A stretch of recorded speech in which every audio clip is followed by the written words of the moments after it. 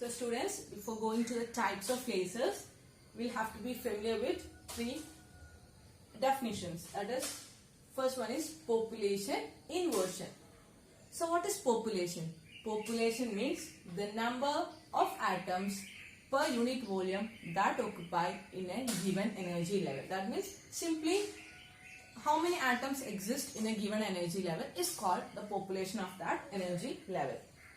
So in normal case, as I already said, all the atoms will be occupied or will stay in its ground level, that is the equilibrium level. Let it be E1 and E2. And if N1 is the number of atoms in the energy level E1 and N2 is the number of atoms in the energy level E2,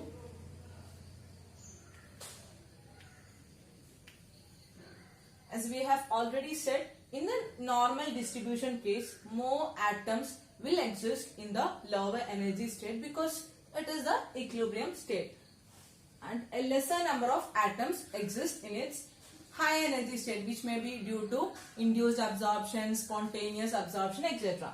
And in the normal distribution case, we know that N1 is greater than N2. That is, the number of atoms in the ground state is higher than the number of atoms in the higher energy state.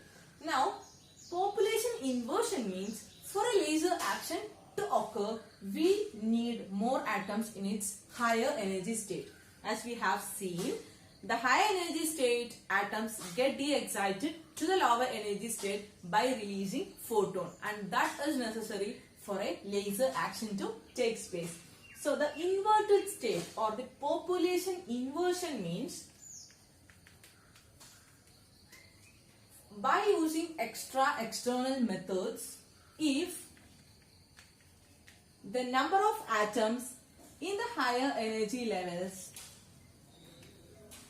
are greater than the number of atoms in the lower energy state, that is called as inverted state, and the process or the system is called as population inversion.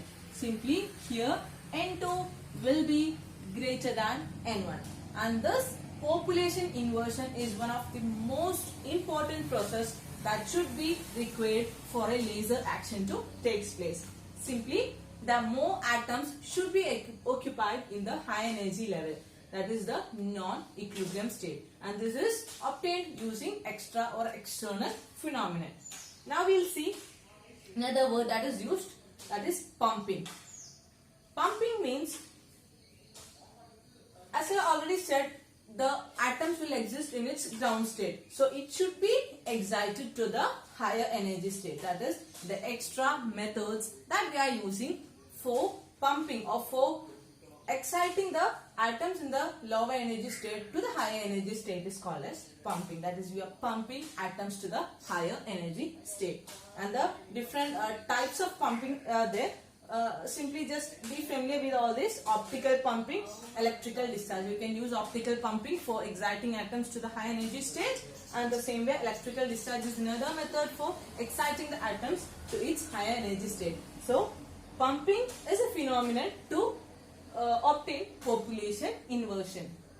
Now what is metastable state? In the excited state, the atoms are having only a shorter lifetime of 10 raised to minus 8 seconds. That is, if an atom gets excited to its high energy state within 10 raised to minus 8 seconds without an extra or without an external action, using spontaneous emission, it gets de-excited. That is, we could not stop or we could not maintain an atom in its high energy state. It gets spontaneously emitted to its lower energy state in 10 raised to minus 8 seconds, which is a shorter lifetime. So metastable state means the state or long-lived higher energy levels are called as metastable state.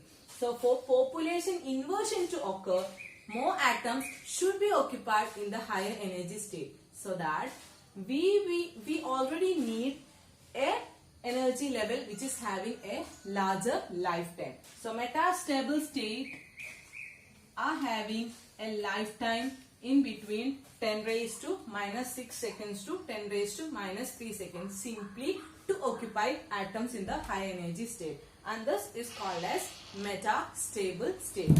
So before going to the types of laser, we should be familiar with population inversion, which is necessary for laser action to take place. Population inversion is occupied using pumping, and population inversion exists if there is a metastable state or a long-lived excited state.